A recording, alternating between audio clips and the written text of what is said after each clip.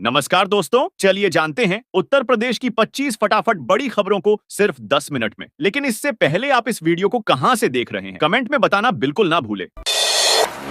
बिहार के विधानसभा चुनाव में भाजपा प्रत्याशियों के लिए प्रचार करने के बाद मंगलवार शाम गोरखपुर पहुंचे मुख्यमंत्री योगी आदित्यनाथ सीधे शहर में चल रही विकास परियोजनाओं का निरीक्षण करने पहुंचे। क्या बिहार चुनाव यूपी इलेक्शन की रणनीति का रिहर्सल बनता जा रहा है? कौन से मुद्दे बिहार चुनाव में प्रचार के दौरान गूंज रहे हैं? अयोध्या में कार्तिक पूर्णिमा स्नान पर श्रद्धा का सैलाब उमड़ पड़ा है। सरयू तट पर लाखों भक्तों की भीड़ के बीच प्रशासन ने चाक चौबंद सुरक्षा इंतजाम किए हैं। हर घाट पर भक्तों का रेला, ड्रोन से निगरानी, आस्था और व्यवस्था का अनूठा संगम देखने को मिल रहा है। स्टैंप एवं रजिस्ट्रेशन विभाग का ऑनलाइन सिस्टम कुछ दिनों के लिए ठप रहने वाला है। पोर्टल से जुड़ी अहम सेवाएं अस्थायी रूप से बंद होंगी, जिससे आम लोगों के जरूरी काम रुक सकते हैं। क्यों थमने जा रहा है रजिस्ट्रेशन का पूरा सिस्टम? उन्नाव में स्मार्ट मीटर लगाने का जमकर विरोध हुआ। मौके पर पहुंची एमडी ने एक्सआईएन, एसडीओ और जेई को अनियमितता बरतने के आरोप में निलंबित कर दिया। एक्सआईएन को रायबरेली तलब किया है। पश्चिमी विक्षोभ के प्रभाव के समाप्त होने के बाद उत्तर प्रदेश में मौसम में बड़ा बदलाव देखने को मिलेगा। 5 नवंबर से प्रदेश भर में सुबह के समय धुंध और कोहरे की स्थिति बनेगी। मौसम विभाग के अनुसार अगले 3 दिनों में न्यूनतम तापमान में 3 से 4 डिग्री तक गिरावट दर्ज की जाएगी।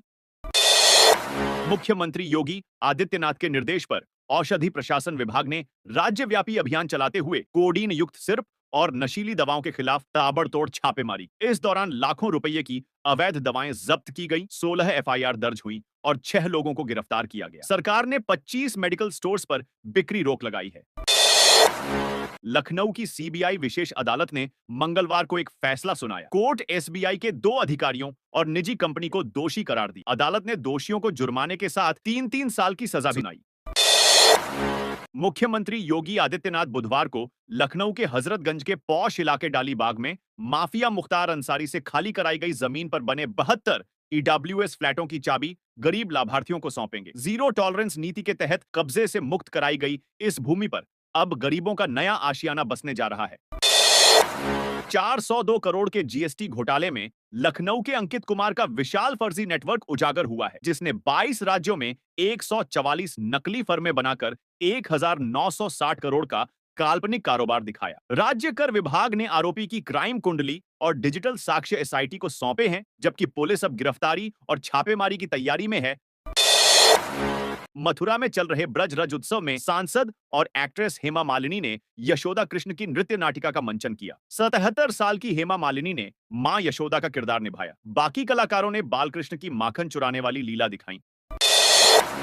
बिहार चुनाव, यूपी बिहार सीमा सील, सुरक्षा सख्त, वाहनों की लंबी कतारें। आवाजाही प्रभावित देवरिया में बिहार विधानसभा चुनाव के तहत 6 नवंबर को होने वाले मतदान को देखते हुए प्रशासनिक और पुलिस स्तर पर सुरक्षा व्यवस्था सख्त कर दी गई है। चुनाव को शांतिपूर्ण और निष्पक्ष ढंग से संपन्न कराने के लिए उत्तर प्रदेश और बिहार की सीमाओं पर विशेष सतर्कता बरती जा रही है।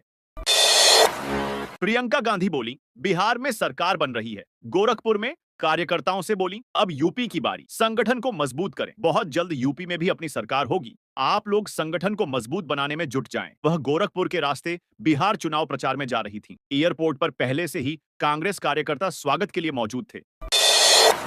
रामपुर में सफाई मजदूर संघ ने दी चेतावनी। नपा चेयरपर्सन पर अभद्र टिप्पणी करने वाले को जेल भेजने की मांग। नगर पालिका सदर चेयरपर्सन सना मामून पर अभद्र टिप्पणी करने वाले व्यक्ति को जेल भेजने की मांग को लेकर प्रदर्शन। संघ ने चेतावनी दी है कि मांग पूरी न होने पर धरना, प्रदर्शन और कार्य बहिष्कार जारी रहेगा।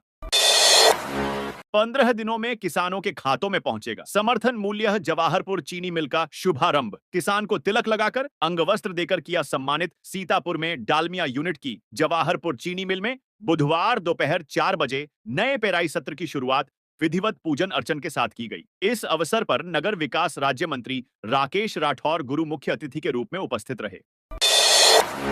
बागपत के एडिशनल एसपी प्रवीण सिंह चौहान ने रमाला थाने का औचक निरीक्षण किया। उन्होंने सुरक्षा व्यवस्था की समीक्षा की और अधिकारियों को आवश्यक दिशा निर्देश दिए।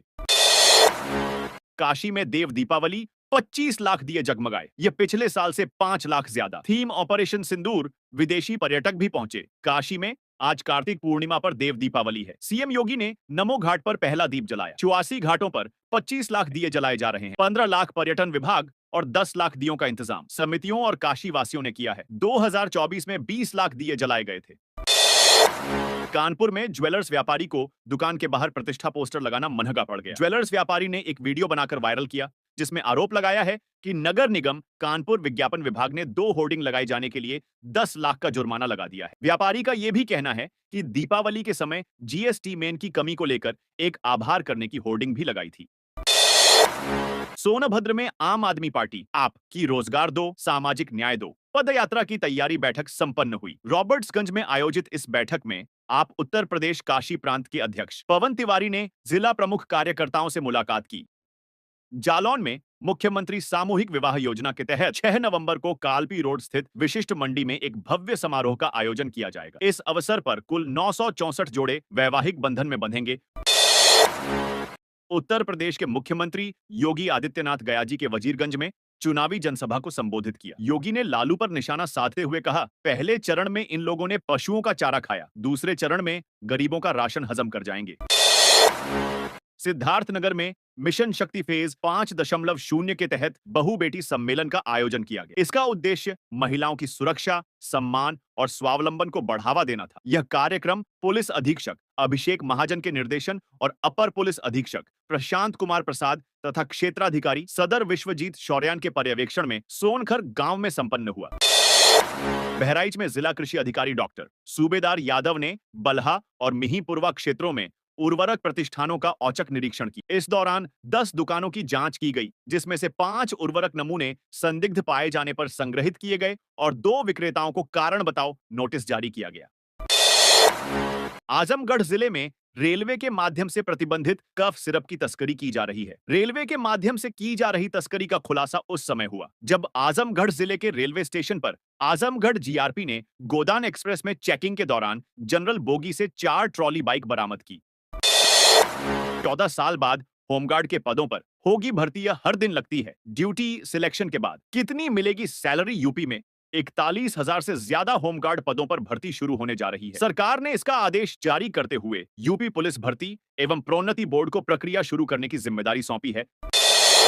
कार्तिक पूर्णिमा के पावन अवसर पर बुधवार को सरयू तट पर आस्था का अद्भुत महाकुंभ उमड़ पड़ा। भोर से ही लाखों श्रद्धालुओं ने सरयू नदी के पवित्र जल में डुबकी लगाकर आस्था का प्रदर्शन किया। सरकारी पेंशन के नाम पर करोड़ों रुपए की ठगी कर रहे गैंग का आंवला पुलिस ने भंडाफोड़ किया है। गिरोह जिंदा लोगों को कागजों में मृत दिखाकर फर्जी विधवा और वृद्धावस्था पेंशन पास कराता था। इसी खेल में अब तक 1.23 करोड़ रुपए उड़ाए जा चुके हैं। सरयू नदी में कार्तिक पूर्णिमा पर स्नान करने जा रहे श्रद्धालुओं से भरी एक छोटी नाव पलट गई। नाव में महिलाओं, बच्चों समेत 12 लोग सवार थे।